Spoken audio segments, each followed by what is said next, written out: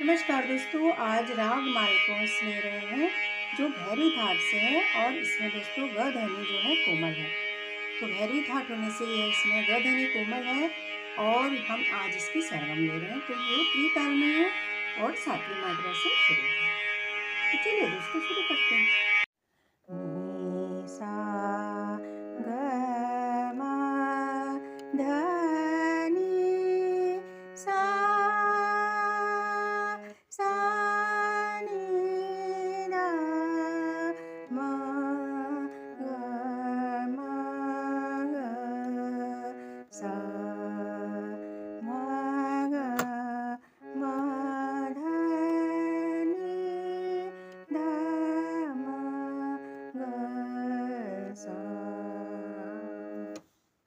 धिम धिम धा धा सा नी ध नी ध म ग सा ध सा